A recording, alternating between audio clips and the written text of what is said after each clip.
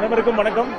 இன்று தமிழக வெற்றி கழகத்தின் சார்பாக வருகிற சட்டமன்ற தேர்தலுக்காக 234 தொகுதிகளுக்கும் விருப்ப மனு பெறப்படுகிறது. நீங்களே பார்ப்பீங்க, மக்கள், தொண்டர்கள், நிர்வாகிகள் எந்த அளவுக்கு ஆர்வமாக இந்த விருப்ப மனுக்களை பெற்றுக் கொள்ள காத்திருக்கிறார்கள் என்று. கிட்டத்தட்ட 1 கிலோமீட்டருக்கு மேலாக டிராபிக் ஜாம் இருக்கு. இதுதான் நாங்க சொல்ற மக்கள் செல்வாக்கு, மக்கள் ஆதரவு, மக்கள் மாற்றத்தை எதிர்பார்த்து காத்துக் கொண்டிருக்கிறார்கள் என்பதற்கு இதுவே ஒரு சாட்சி. எவ்வளவு விருப்ப மனு விநியோகத்துக்கான ஒரு எய்ம் இருக்கா சார்? சீக்கிரமா வெளியில அதிக அளவுல குப்பல் இருக்கிறதுனால கொஞ்சம் சீக்கிரமா எல்லாரும் எழுதி ரிசிப்ட் அவங்க கிட்ட ஒண்ணே கொடுத்துருங்க. எத்தனை விருப்ப மனு பிளான் பண்றீங்கன்னு கேட்டிருக்கு. எத்தனை விருப்ப மனு நீங்க கொடுப்பீங்கன்னு பிளான் பண்ணிருக்கீங்கன்னு கேட்டிருக்கீங்க. ஒண்ணு மட்டும் என்னால நிச்சயமா சொல்ல முடியும், தமிழக அரசியல் வரலாற்றில் இதுவரை இல்லாத அளவிற்கு அதிக அளவில் விருப்ப மனு அளிக்கப்படும். விருப்ப மனு அந்த அளவுக்கு மக்கள் கேட்டுட்டு இருக்காங்க.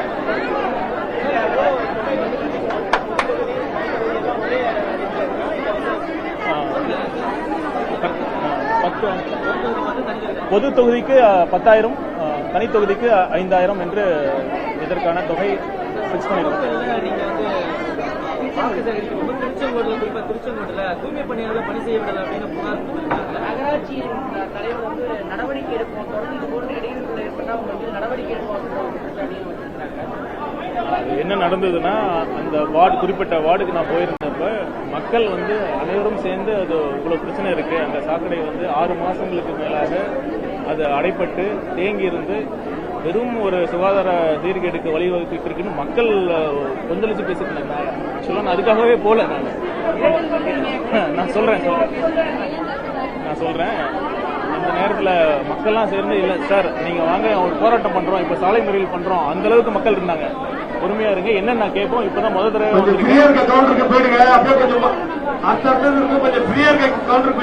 நகராட்சி அதிகாரிகள்ட்ட போன் பண்ணி கேட்கலாம் என்ன நடக்குது. அந்த பில் புக் இருக்கு, அந்த கவுண்டர் நேரம் நீங்க நில்லுங்க, உங்களோட புக் எங்க நேரம்.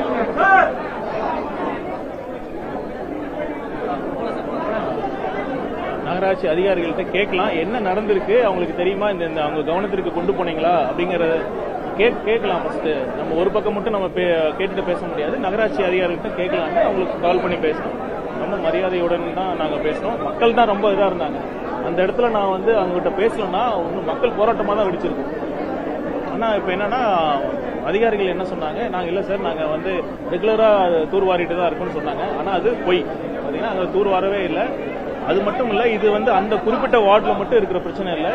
திருச்செங்கோடு தொகுதி மட்டும் இல்லாமல் ஒட்டுமொத்த தமிழ்நாட்டு எல்லா கிராமங்களையும் சாக்கடை வசதிங்கிற பேர்ல அந்த டிச் அமைச்சிருக்காங்க. பட் ஆனா அந்த ப்ராப்பரான அந்த கிரேடியன்ட், அதாவது அந்த ஸ்லோப் தன்மை இல்லாதனால எல்லா இடத்துலயுமே இந்த பிரச்சனை இருந்துகிட்டு தான் இருக்கு. எல்லா இடத்துலயும் கழிவுநீர் தேங்கிட்டு அங்க பெரும் அந்த கொசுக்களும் ஈக்களும் மற்றும் அனைத்து வித நோய்களுக்கும் பரவக்கூடிய தன்மை தான் இருந்துட்டு இருக்கு. நான் போற எல்லா இடத்துலயும் இந்த பிரச்சனை இருக்கு. இந்த தொகுதி மட்டும் இல்ல, தமிழ்நாட்டில் இருக்கிற பெரும்பாலான கிராமங்களில் சாக்கடை வசதி கண்டிப்பாக வந்து சரிவர இல்லை. நீங்க அதாவது சென்னை மாதிரி இருக்கிற பெரிய மாநகராட்சியிலே இந்த மாதிரி இருக்குன்னா, கிராமப்புறங்கள்ல அது வந்து சுத்தமா அதுக்கான எந்தவித நடவடிக்கையும் எடுக்கவே இல்லை. இது பண்ணணும்னா என்ன பண்ணணும்னா, அந்த நான் குறிப்பிட்ட அந்த சாலை, அந்த சாக்கடை போடப்பட்டு கிட்டத்தட்ட 15 வருஷம் ஆயிருக்கு. அப்பவே வந்து ஒரு லாங் டேர்மா ஒரு பிளானிங் இல்லாம அந்த நேரத்தில் என்ன தேவையோ அப்ப வந்து மக்கள் கேட்கறாங்களா, சரி சாக்கடை வசதி போறோன்னு போட்டுட்டாங்க. பட் எந்த சாக்கடையும் இறுதியாக போய் அதை சுத்திகரிக்கப்பட்டு இல்லைன்னா வந்து டிஸ்சார்ஜ் ப்ராப்பரா ட்ரீட் பண்ணி அதை ஒரு நதியிலயோ இதுல கலக்கிற மாதிரி எந்த வித ஒரு லாங் டேர்ம் பிளானிங்கே இல்லாத வகையில் தான் தமிழ்நாடு முழுசா இது மாதிரி தான் இருக்கு. வருமான வரியை தொடர்பான 1.5 கோடி ரூபாய் அபராதம் விதித்தது சரிதான் அப்படின்னு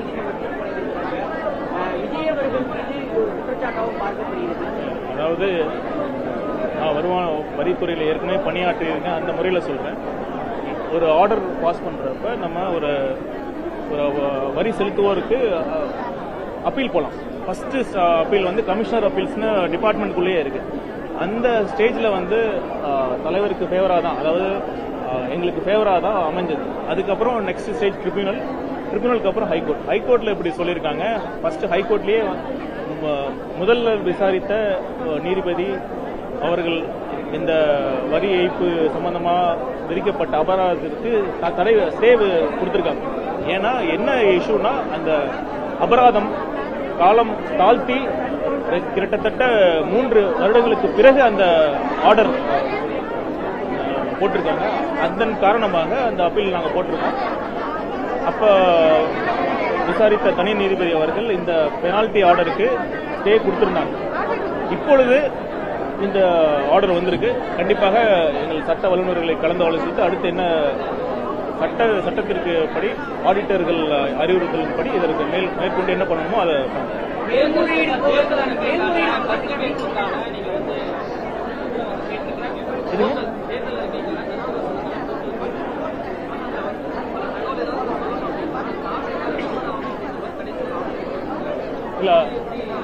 இல்ல அந்த மாதிரி கிடையாது. பொதுமக்கள் யார் வேண்டுமானாலும் அவர்களுடைய கருத்துக்களை தெரிவிக்கலாம்.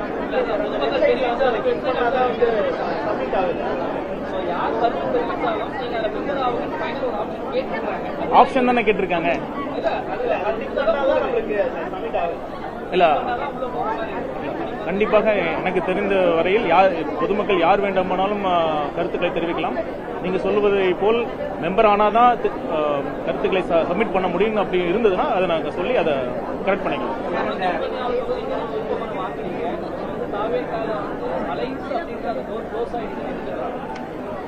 தாவேகா கூட்டணி செல்லுமா, எந்த கட்சியுடன் கூட்டணி என்பதுதான் தமிழ்நாட்டில் மட்டும் இல்ல, இந்திய அளவில் எல்லாரும் எதிர்பார்த்து யோசிச்சுட்டு இருக்காங்க.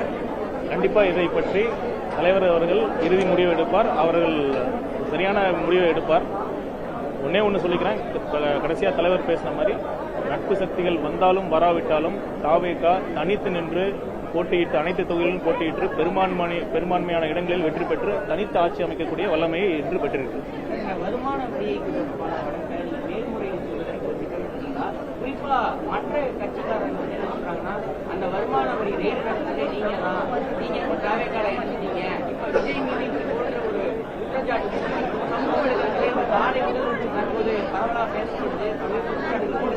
இது எந்த அளவுக்கு பாதகமா இருக்கும், எந்த அளவுக்கு சாதகமா இருக்கும் நினைக்கிறேன்? இன்னும் அதை பேசிட்டு இருக்கேன். அது நான் தலைவர் அவர்களுக்கு சர்ச் நடந்தப்ப நான் இல்ல அப்படிங்கிறது பல தடவை பல இடத்துல நான் வந்து தெளிவுபடுத்திட்டேன்.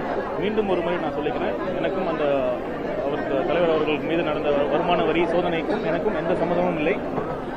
அடுத்து இது மேல்முறையீடு பண்ணுங்களான்னு கேட்குறீங்க. அது சட்ட வல்லுநர்களும் கலந்து ஆலோசித்து அவர்கள் ஆலோசனைப்படி முடிவெடுக்கணும்.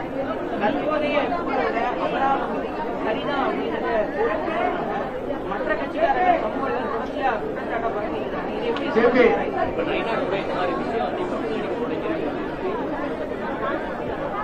எதிர்கட்சிகள் பேசுவதா எடுத்து போறாங்க. இது வந்து கண்டிப்பாக எதிர்கட்சிகள் அப்படிதான் பேசுவாங்க. இனி ஒரு வரி செலுத்துவோர் யாராக இருந்தாலும் அவருக்கு சட்டத்தின்படி இருக்கிற அதிகாரம், அந்த ரைட்ஸின் படி தான் இது நடக்குது.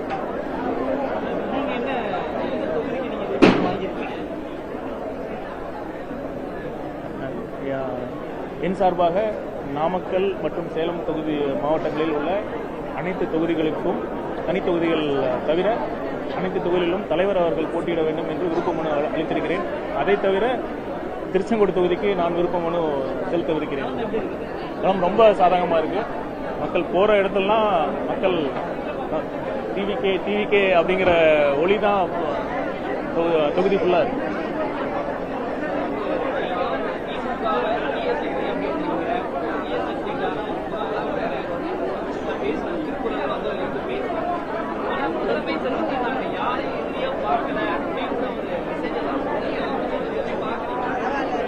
கண்டிப்பா இதுல முதலமைச்சரோட இந்த ஒரு பதில் வந்து அவர் திமுக டோட்டலா பயந்துருக்காங்க அப்படின்னு தான் அதை காட்டுது. அவங்க நேரடியா எதிர்க்கிறதுக்கு துணிவு இல்லாம தான் இந்த மாதிரி சொல்லியிருக்காங்க.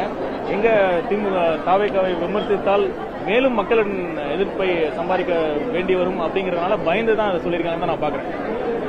பயத்தின் வெளிப்பாடா தான் நான் பாக்குறேன்.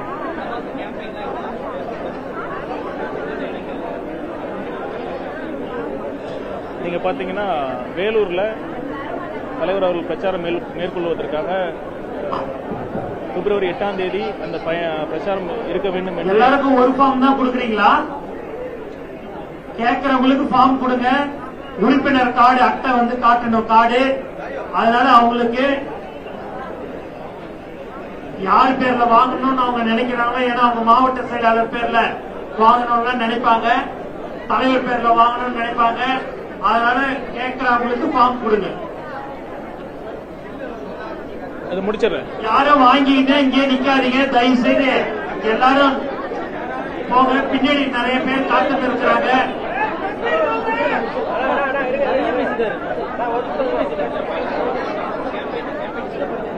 டாக்டர் பிரபு சார் அதான்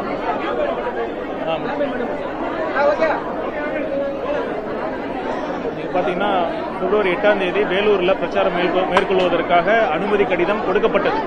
அதன் பிறகு திமுக அரசு எப்படியெல்லாம் தலைவர் அவர்கள் மக்களிடம் சந்திப்பதை தடுக்க வேண்டும் என்பதற்காக விஞ்ஞானபூர்வமா யோசிச்சு ஒரு புது டெக்னிக்கை கண்டுபிடிச்சிருக்காங்க. அது எப்படின்னா, நாங்க அனுமதி கடிதம் கொடுத்த பிறகு சிஎம் ப்ரோக்ராம் வேலூர்ல நடக்கும் அப்படின்னு சொல்லி அந்த காரணத்தை காரணம் காட்டி வேலூர்ல நாங்க பிளான் பண்ண ஒரு மக்கள் சந்திப்பு நிகழ்ச்சியை திமுக ஸ்டாப் பண்ணிருக்காங்க. இது ஜனநாயகத்துக்கு முற்றிலும் எதிரானது. ஒரு அரசியல் கட்சியாக ஒவ்வொரு அரசியல் கட்சிக்கும் மக்களை பின்னாடி யாரும் நிக்க வேண்டாம், நல்லா கவனிங்க.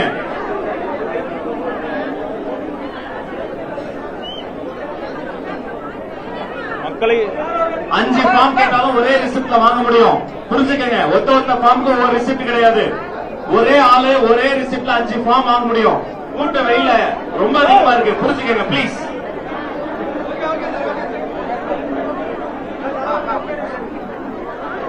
இப்ப அடுத்து சேலம் பிப்ரவரி 13ஆம் தேதி தலைவர் அவர்கள் சில திட்டமிடல் இருக்கிறது. அதற்கான பர்மிஷன் லெட்டரும் கொடுத்துட்டோம் போலீஸ்ல. பார்க்கலாம் என்ன திமுக என்ன பண்றாங்க. ஒருத்தர் 5 ஃபார்ம் வாங்கலாம் ஒரே ரிசிப்ட் போட்டு. நேரம் குறைவா இருக்கு, பிரஸ் மீட் நடந்துட்டு கொஞ்சம் புரிஞ்சுக்கங்க. லேடிஸ் நிறைய பேர் காத்திருக்காங்க, ப்ளீஸ் பின்னாடி யாரும் நிக்காதீங்களா. நீங்க சொன்ன மாதிரி நாங்க கொடுத்த பிறகு இந்த தேதி அமித்ஷா அவர்கள் மாண்புமிகு